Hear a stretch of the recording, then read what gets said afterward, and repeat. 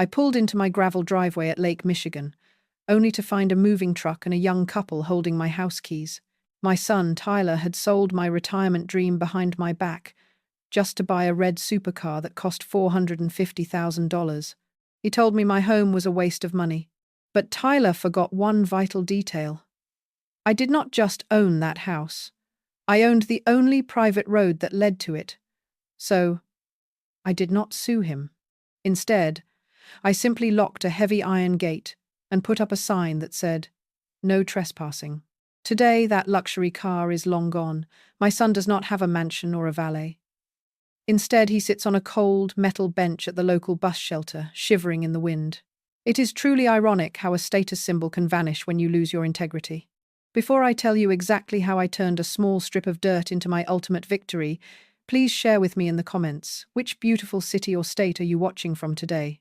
Note: while this story is shared for your inspiration and entertainment, the message regarding character and the true value of hard work is a lesson that is very real and very important. The scent of old paper and vanilla. That is what I remember most about the 40 years I spent behind the mahogany desk of the Oak Creek Public Library. In a small town in Illinois, a library is more than just a building. It is the heart of the community. I spent 4 decades watching children grow into parents, and parents grow into grandparents. I was the keeper of their stories. But all those years, while I was cataloguing the lives of others, I was quietly, patiently, writing my own final chapter. I was never a woman of luxury. I wore the same wool cardigans for 10 years. I packed my ham and cheese sandwich in a brown paper bag every single day. My late husband, Henry, used to joke that I could squeeze $1 out of a penny. Henry was a good man. He worked at the local post office until his heart finally gave out 12 years ago. When he passed, he left me with a small life insurance policy and a lifetime of memories. I took that money, combined it with every cent I had tucked away from 40 years of librarian wages, and I waited. I was waiting for my piece of heaven. For us, heaven was not a city of gold. It was a small, weather-beaten cottage on the eastern shore of Lake Michigan. I remember the day I finally bought it. I stood on the porch and breathed in the cool, crisp air that smelled like eternity. The water was so blue it looked like a painting. It cost me $350,000.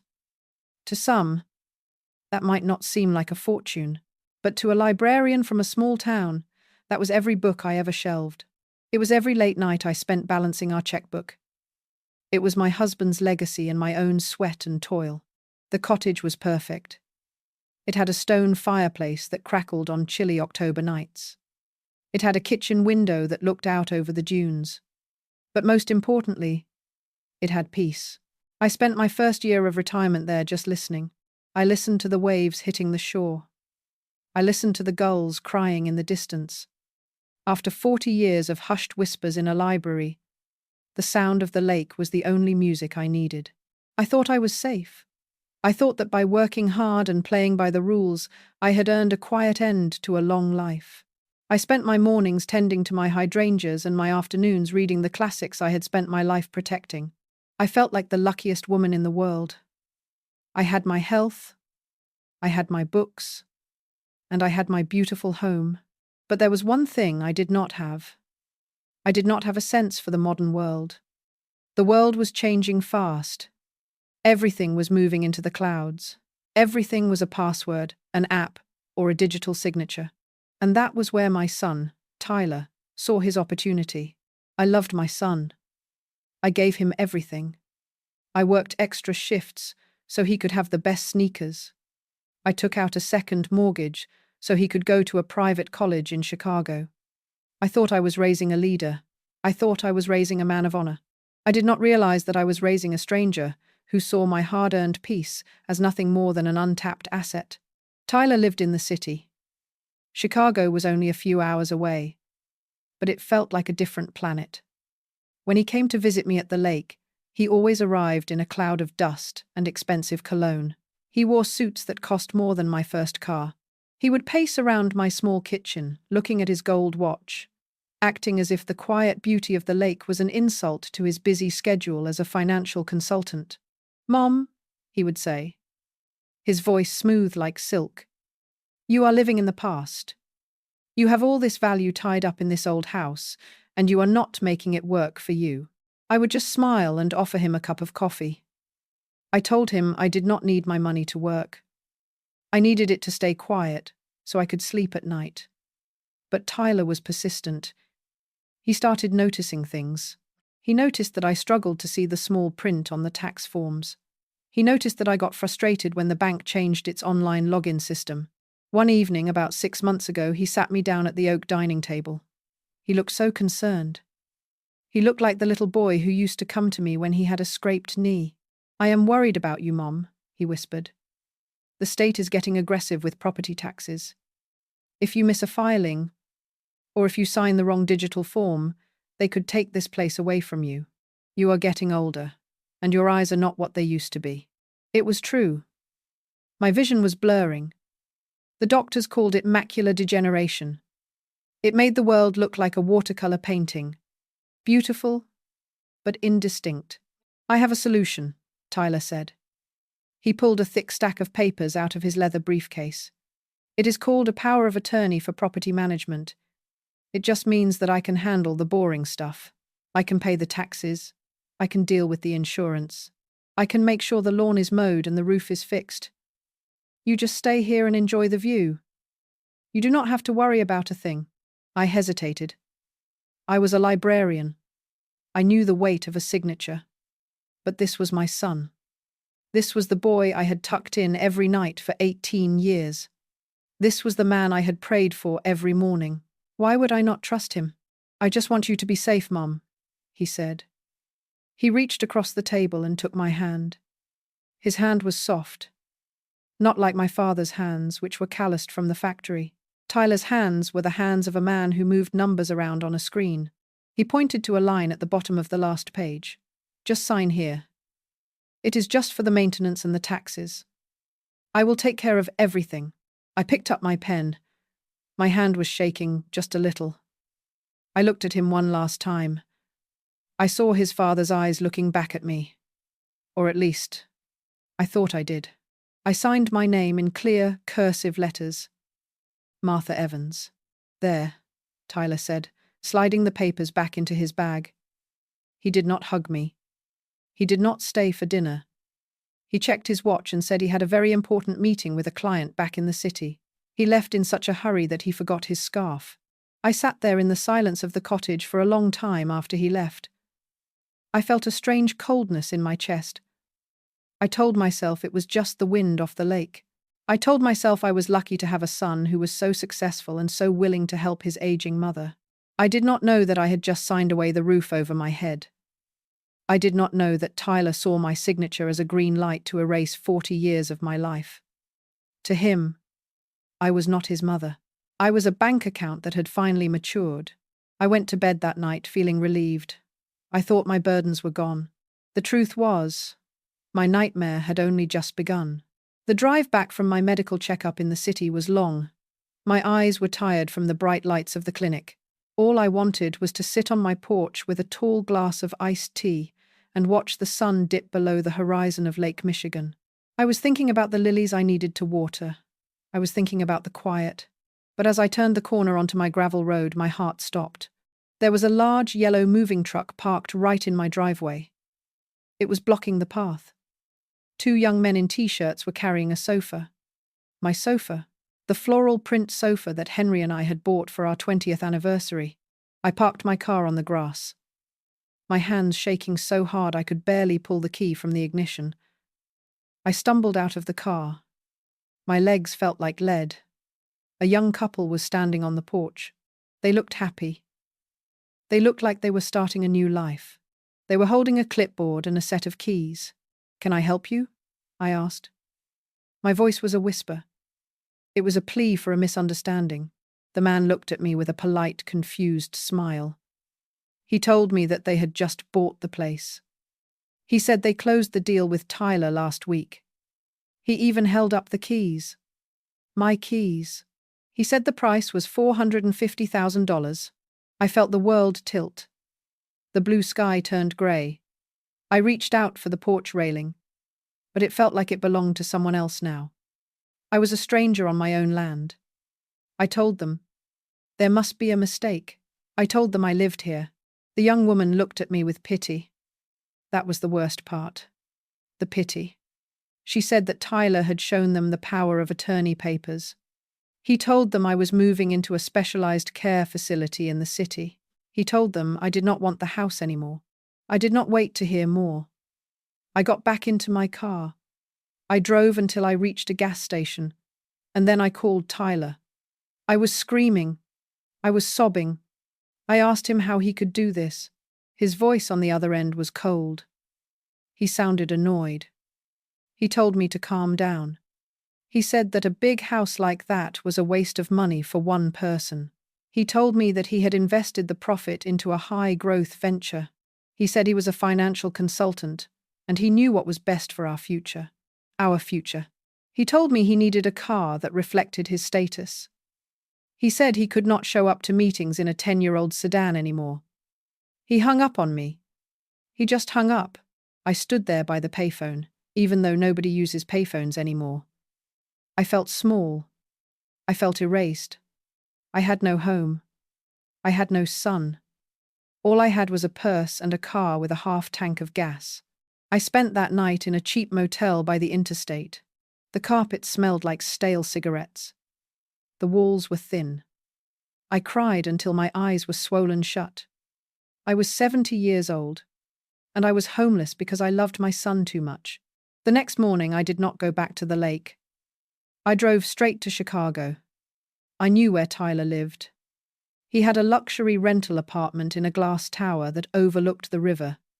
I had only been there once. It was a place of white marble and cold steel. I waited in the lobby for 3 hours. When he finally walked through the revolving doors, he looked like a king. He was wearing a suit that probably cost more than my monthly Social Security check. He saw me, and he rolled his eyes.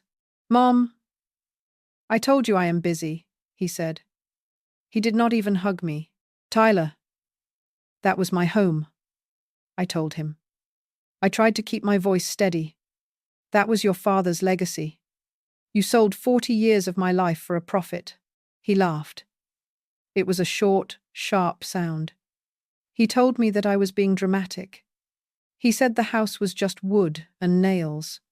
He said he was going to make us rich. Then he grabbed my arm and led me to the window of the lobby. He pointed toward the valet parking area. There it was. A bright red Lamborghini. It looked like a shark. It was low to the ground and dangerously shiny. "That is success, Mom," he whispered. "That car tells the world that I have arrived. I am a top-tier consultant now. I cannot be seen living like a librarian." I looked at the car. Then I looked at my son. I realized that the boy I had raised was gone. In his place was a man who valued leather seats and a loud engine more than his mother's peace of mind. He told me that he had rented a small room for me in a retirement home near the airport. He said it was efficient. He said it was all I needed. I felt a wave of disgust so strong it made me dizzy. I realized that Tyler did not see me as a person. He saw me as a hurdle. He saw me as an old woman who was standing in the way of his status. I did not argue. I did not beg. I simply turned around and walked out of that glass tower. I realized that if he wanted to play a game of status and assets, I had to stop being a mother and start being a creditor. As I walked to my car, I felt something shift inside me. The sadness was still there, but it was being covered by a hard, cold layer of resolve. He thought he was the only one who understood contracts. He thought he was the only one who could read the fine print. But he forgot that I had spent 40 years in a library. I knew how to find information, and I knew that Tyler had made a very big mistake. I went back to that smelly motel room. I sat on the edge of the bed and opened the trunk of my car. Inside was a small metal box. It was my father's box. He had passed away 20 years ago, but he was a man who believed in land. He used to say that they are not making any more of it, so you'd better hold on to what you have. I began to go through the yellowed papers. I found the deed to the cottage.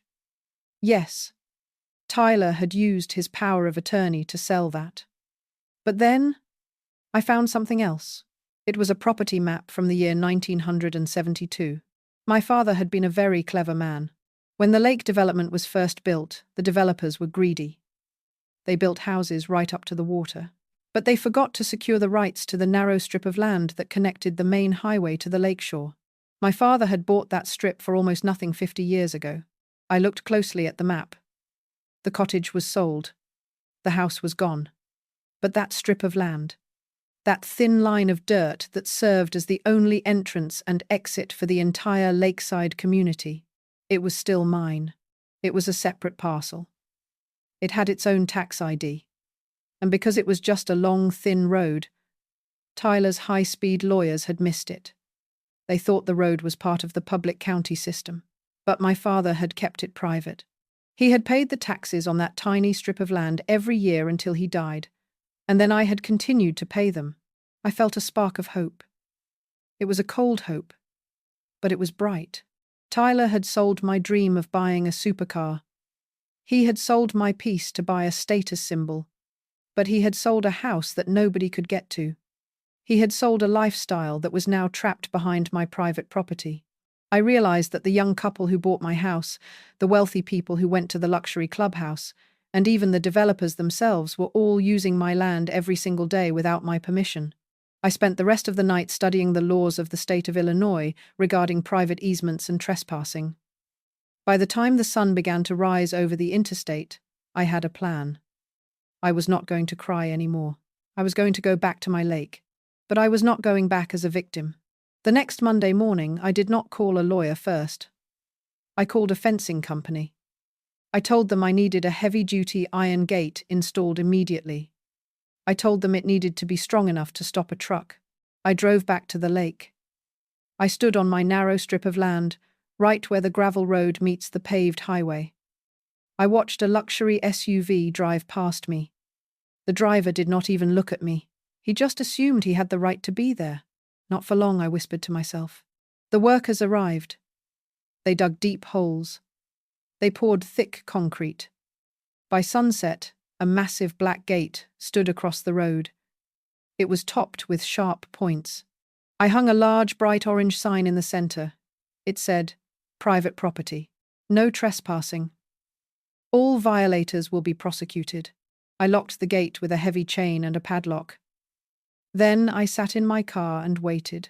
The first car arrived 10 minutes later. It was the young couple who had bought my cottage. They honked their horn. They looked confused. I rolled down my window.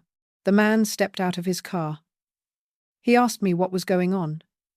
He said he could not get to his house. I looked him in the eye.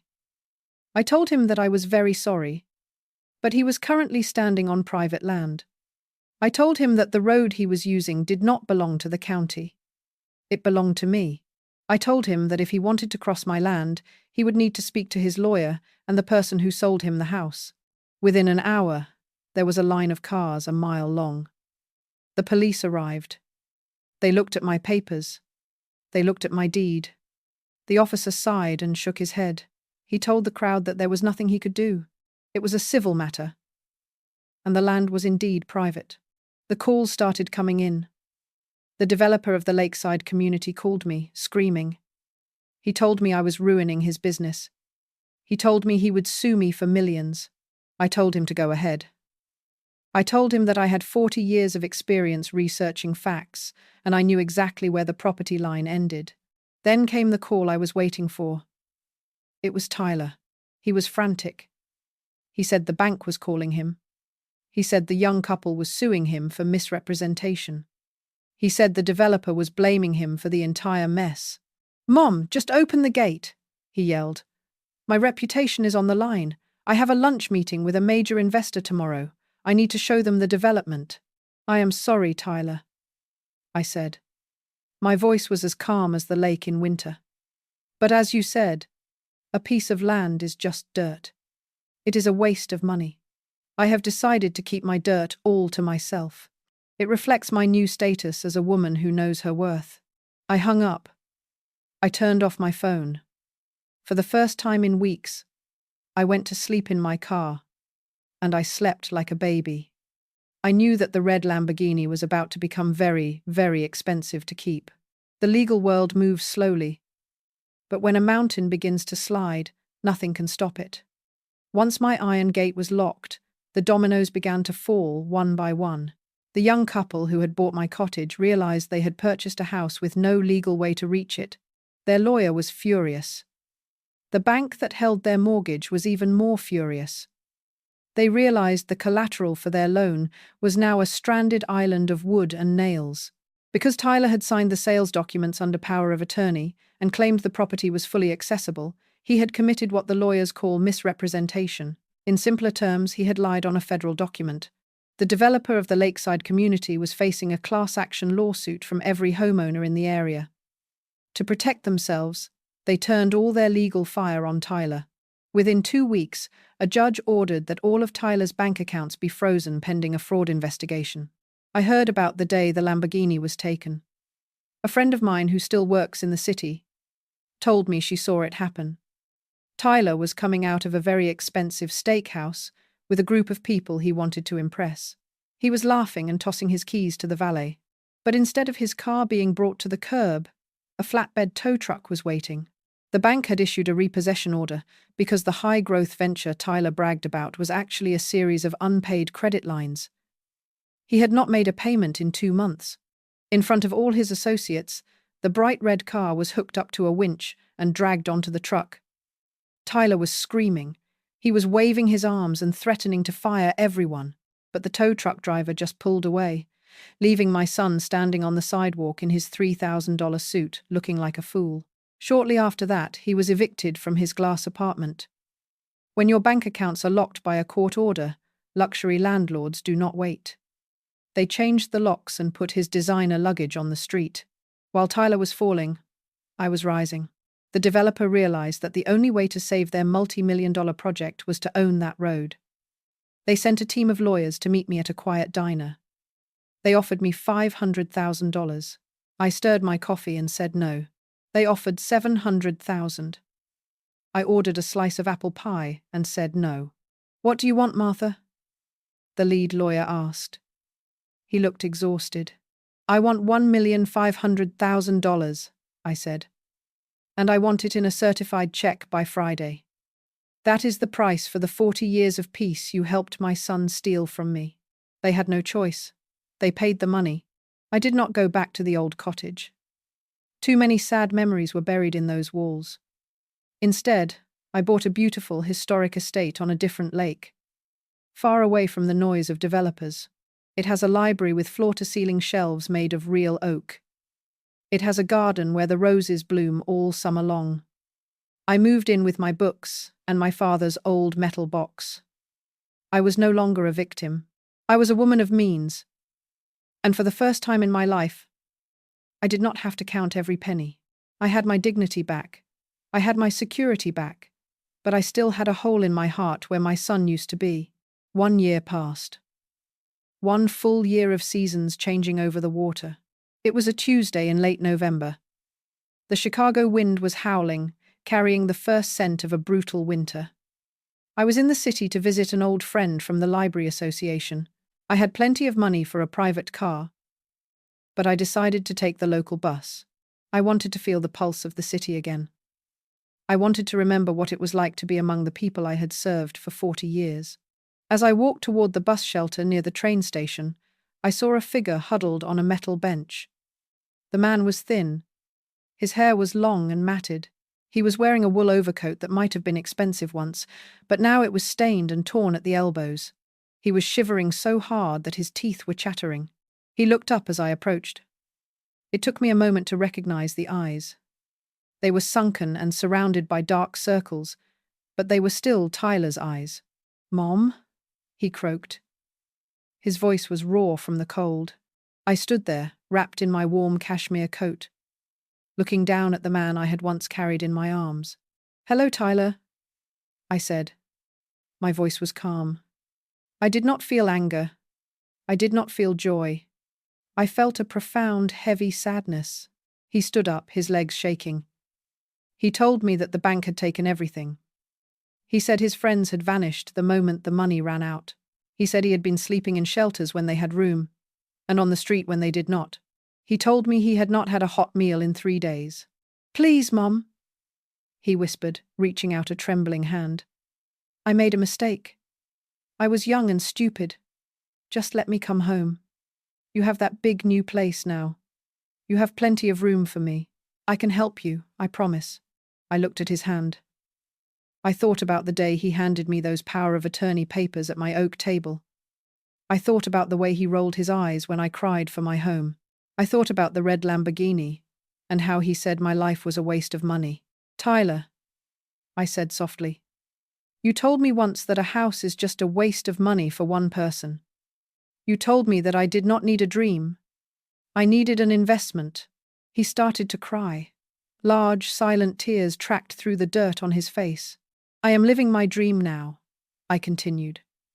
"And you were right about one thing. Status is important. You spent everything you had to achieve a certain status. And as I look at you now, shivering in this wind, I think you will find that this bus shelter reflects your current status perfectly. You sold a mother's love for a car. Now you have neither." "Mom, please," he sobbed. "It is freezing out here." "The world is a cold place for those who burn their own bridges, Tyler," I said. The bus pulled up to the curb with a hiss of air brakes. The doors opened. I stepped up the stairs and handed my ticket to the driver. I did not look back. I sat by the window and watched as the bus pulled away from the curb. I saw Tyler standing there, a small, lonely figure in the grey Chicago mist. He was a man who had to lose everything before he could understand the value of anything. He had sold my life for a car, and now he did not even have a place to park his pride. I closed my eyes and listened to the hum of the engine. I was going home. To my books. To my garden. To my peace.